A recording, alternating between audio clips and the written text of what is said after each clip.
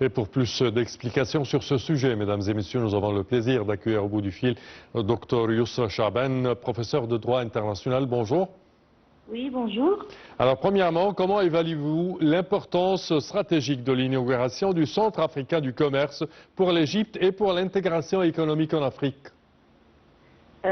Déjà, le choix de la capitale, le nouveau capitale d'Égypte est un signe très important, puisque l'Égypte, comme vous savez, elle incarne depuis longtemps des bonnes relations, elle incarne un bon symbole d'union et de stratégie géopolitique au Moyen-Orient et Méditerranée et Afrique.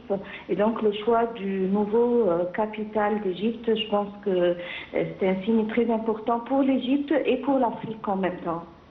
Oui, et concernant l'importance de ce nouveau centre africain du commerce pour le commerce interafricain et certainement la complémentarité entre les pays africains de point de vue économique.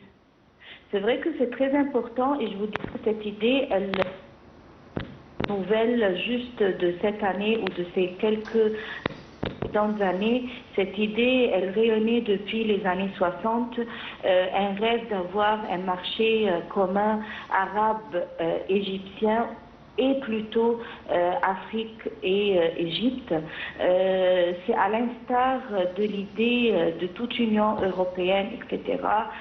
Chaque union, elle inspire en général ou aspire à trouver des relations commerciales entre les pays membres.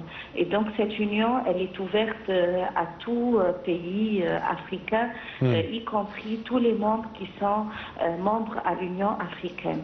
Et donc ce rêve-là, c'est un rêve arabe, c'est un rêve africain qui date depuis longtemps et qu'on trouve, voilà, quelques pas qui commencent à se mettre en œuvre pour le marché africain commun.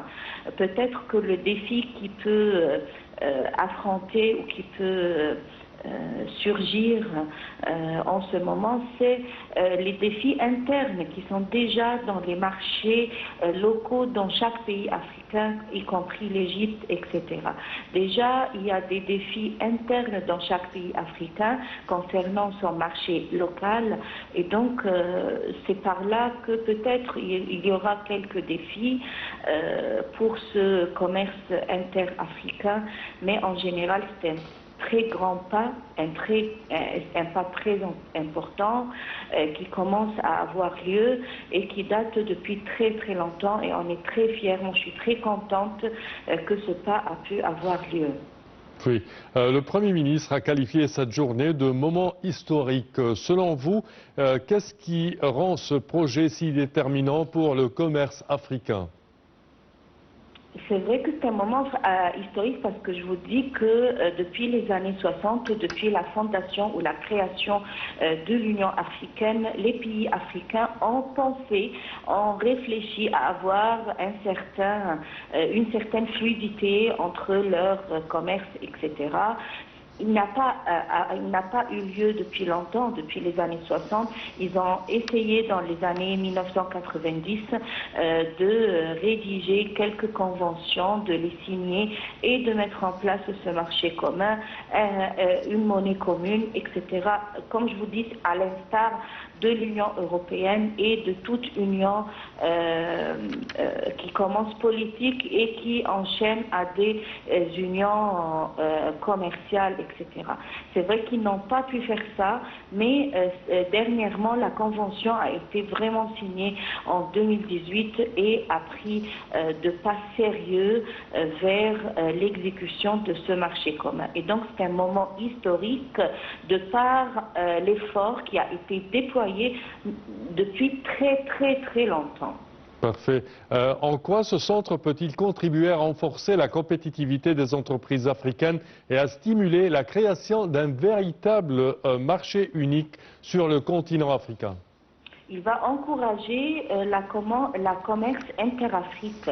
L'Égypte et le Togo, l'Égypte et Ouganda, Égypte et tous les pays africains, Ghana, Guinée, etc. Et on a déjà des commerces, on a déjà des Égyptiens qui investissent dans ces pays-là. Oui. Je pense que grâce à ce centre-là, il y aura une certaine concrétisation de ce business, de tout cet effort qui a été déployé. Il y a des investisseurs égyptiens qui sont dans les pays africains et aussi il y a des Africains qui investissent en Égypte, qui commencent à établir des entreprises, la création des entreprises, d'investir dans plusieurs secteurs. Et donc, moi je pense que vice-versa, il y aura un investissement, un flux d'investissement entre Égypte et Afrique et l'Égypte. Exemple, moi je pense en particulier que l'Égypte peut par exemple exporter tout ce qui est engrais, tout ce qui est technologie, pourquoi pas, tout ce qui est riz, blé. Il y a plusieurs produits qui pourraient être le noyau de cet échange africo-égyptien. Parfait, Dr Youssef Chaaban, je tiens à te remercier pour vos explications. Je répète que vous êtes professeur de droit international. Merci à vous.